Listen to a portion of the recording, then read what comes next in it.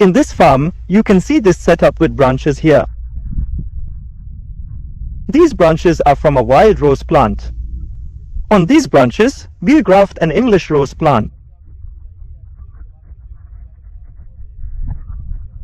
You might have seen previous videos on grafting.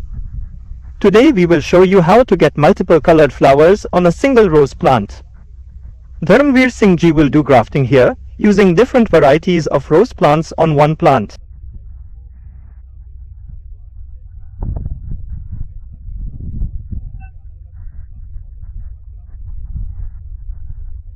Here's Dharmveer Singh ji. He's taught you about plants and grafting before. Today he'll demonstrate the grafting on a rose plant to get multiple colored flowers.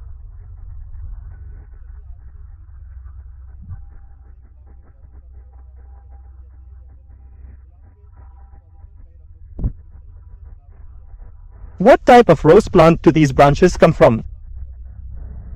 These branches are from a native rose. We are going to graft other branches cut from an English rose onto these. We are using a branch from an English rose, and whatever colors we get from it, we need to attach that branch here. So, you need to attach the bud here, right? Yes, it should be attached here. You can attach a dual colored bud for 2 colors, a tri-colored bud for 3, or a single colored bud for 1. We can attach 2 buds here, like white or red. Yes, both colors can be achieved. You can graft many types of rose plant buds onto a branch of a wild rose. Here, you've got the wild rose branches you've placed. How long have these branches been placed, and when? It's been 15 days. How many days later do you usually do this? This is usually done in February. Okay, it's done in February. At the last farm, you showed us bud grafting. Some time has passed and those plants are ready now. Now, show us bud grafting on these branches and how it is performed. Also, tell us the best time for bud grafting and how long it lasts.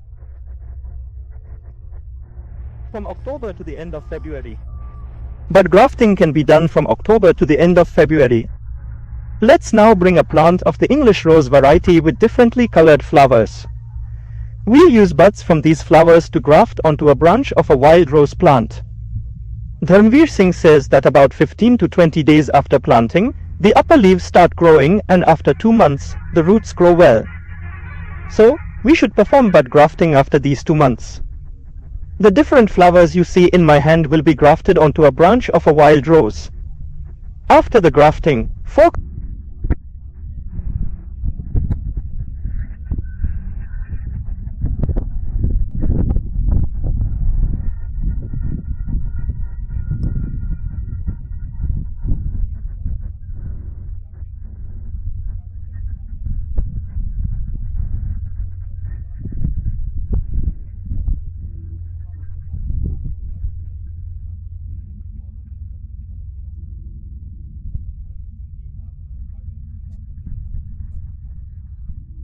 Here is the flower, and we'll remove its bud. Here is the bud. Here you see this red colored rose, and the new growth under the leaf is quite tender and called a bud. You can see it's a bit faint here. We'll remove the bud where it's more in the lower leaf than in the upper one. Let's see how to remove it. The bud should be removed very carefully and make sure to use a sharp knife for a clean cut.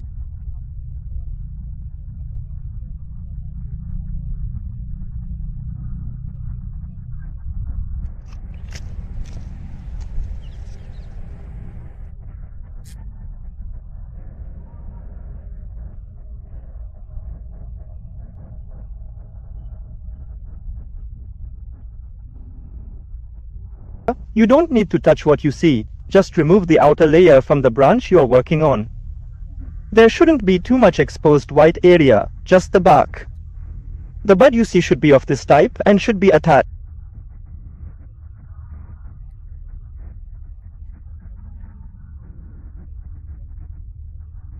Keep in mind, whatever gardening tools you use, like knives or cutters, must be very clean. If they are contaminated, for example with hydrogen peroxide or detergent, the bud grafting might fail.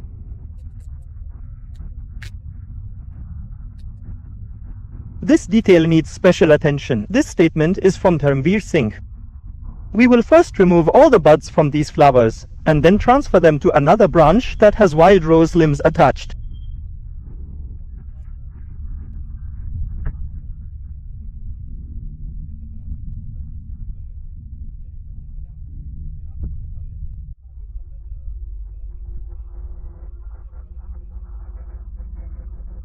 They removed the bud from a branch with white flowers and then removed the outer layer. Only the outer layer needs to be removed, leaving behind the white inner part, which should be completely removed.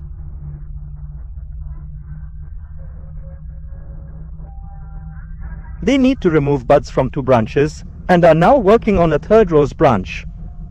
They start by cutting off leaves and removing visible cuts. Removing thorns and leaves is necessary to prevent injury and to properly access the bud.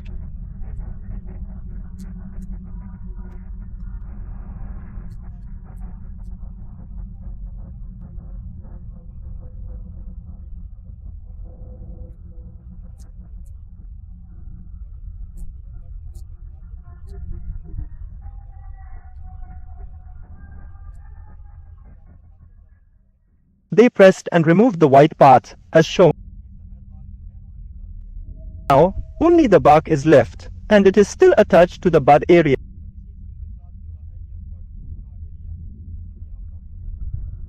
They have removed buds from branches with flowers of 4 different colors.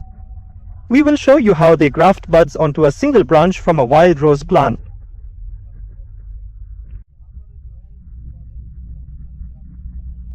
As you can see, the growth of the branch is good and it probably has well-developed roots.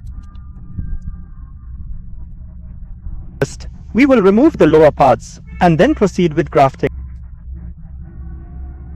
Yes, initially we will begin by picking up the soil. Good. You need to remove a bit of soil first. It's extremely cold. Cold to where? It's cold up to the ground level that we've prepared. No, It's calm. it has risen. You might accidentally remove more soil. It has risen in this. It may get compressed in this. Alright. Yes. And after that, Later we removed this soil. Yes, after this, there should be no new shoots. right? The new growth, the new shoots. Yes, this. We'll usually break off the rose branches. We will break it. Right? We will break this. Right? This one. We will also remove the thorns during grafting so the thorns don't prick your hands. Wild roses generally have a lot of thorns. Wild roses do have thorns, but they don't produce flowers. Therefore, the branches of the wild rose are best for grafting. And then we will thoroughly clean it up like this. Thoroughly clean. Alright. Now it's completely clean. There should not be any soil inside at all. Right? There should not be any soil. If soil gets in, then this will. Become oily. It will become oily. Alright. Okay. Yes. So here we have cleaned it up and removed the activity. After that, now there's another task here. Now grafting will be carried out here. Right. When grafting, what will you do first? Now only grafting needs to be done. Will we apply the jeera? We will apply the jeera. Yes, look, I am showing how to apply the jeera. The skin of the wild plant has been removed as shown here. The soil was removed from the lower area to decrease grafting since they chose not to graft in the upper area.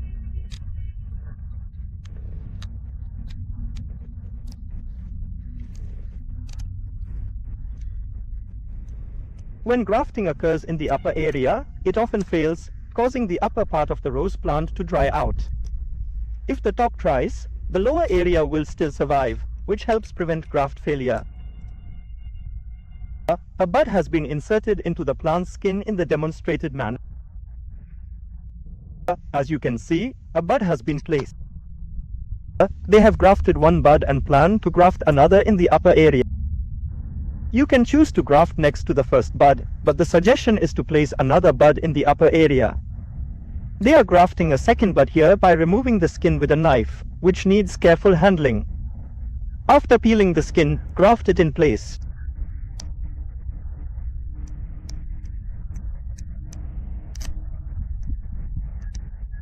They have prepared a wide area and now they are shifting to buds to the same location. They have grafted one bud below and two above. The last bud is with them and they will remove the skin here again.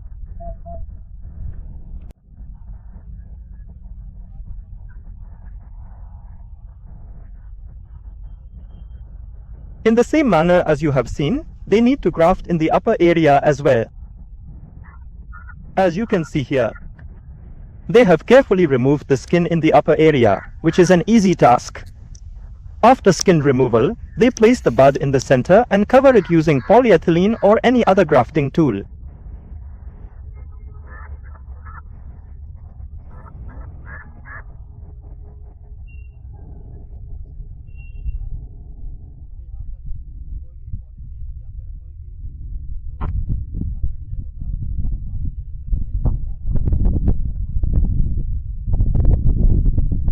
As you can see here, they are covering the area with polyethylene but leaving the bud exposed. This is how you should cover it. Only the area with the bud is exposed, while they have covered the rest well, including the bud below, as shown.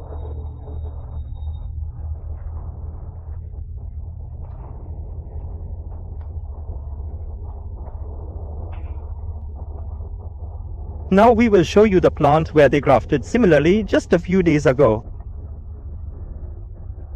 As you can see, similar to this, all these cuttings will undergo bud grafting and will be sold in future. Let's show you those plants where bud grafting has already been done. You can see this area, about 3 months after grafting, showing signs of successful grafting.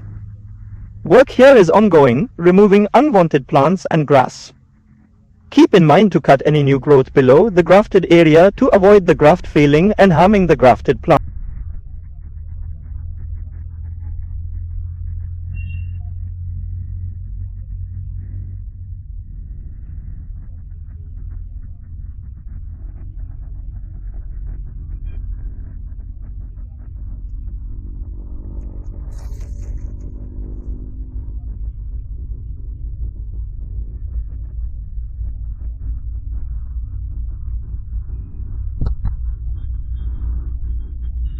As shown here, many wide rose branches have been grafted with different colors on a single rose plant.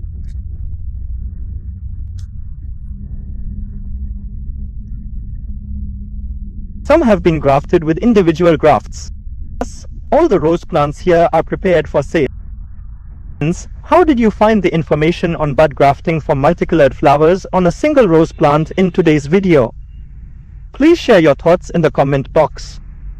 If you liked the video, feel free to like it.